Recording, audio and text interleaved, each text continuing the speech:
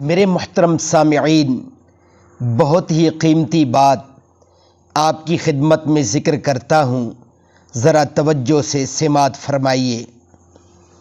سمندری طوفان میں برباد کشتی کا ایک مسافر کسی تختے کے سہارے ایک ویران جزیرے پر پہنچ گیا تھا۔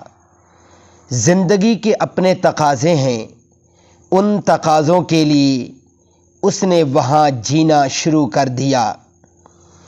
گھاس پھوس جوڑ کر ایک جھونپڑی بنائی، جبکہ روز ساحل پر دور دور تک افق میں کسی جہاز کشتی کی تلاش و انتظار اس کا مقصد زندگی بن گیا۔ پھر ایک رات اس کی جھونپڑی میں آگ لگ گئی اور یہ شخص جیسے ٹوٹ ہی گیا ہو، چیخ چیخ کر اللہ سے شکایات کے دفتر کھول دیے۔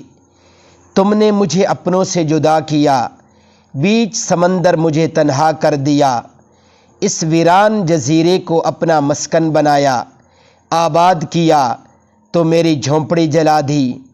جب رو دھو کر تھک گیا تو ساحل کی طرف اسے روشنیاں نظر آئیں۔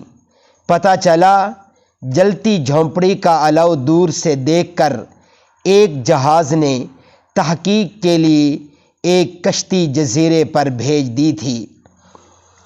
اس شخص کو ریسکیو کر لیا گیا۔ کبھی کبھی ایسی ہی آپ اس آباد دنیا میں اپنے مسائل کے کسی ویران جزیرے کے قیدی بن جائیں گے۔ لوگ آپ سے لا تعلق ہو جائیں گے۔ آپ ہجوم میں ہوتے ہوئے بھی خود کو تنہا اپنے مسائل کے سمندر کا گرفتار سمجھیں گے۔ تب اگر زندگی کے تقاضوں کے لیے بنائے آپ کے کمزور آسرے بھی وقت آپ سے چھین لینا شروع کر دے تو اسے زندگی کے خلاف وقت کی دلیل نہ سمجھیں۔ ہم نے کل کے بہت سے مایوس اور بظاہر معاشرے کے دھتکارے لوگوں کو منزل اور مقام بدلتے دیکھا ہے۔ ہم نے دیکھا کہ مقام بدلنے سے ان کی تقدیر بدل گئی۔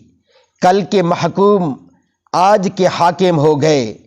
کل دوسروں کے ٹکڑوں پر پلنے والوں کے گھروں پر آج کھلانے کے وسیع دسترخوان آباد ہیں۔ کل کے بے گھر آج بڑی بڑی حویلیوں کے مکین ہیں۔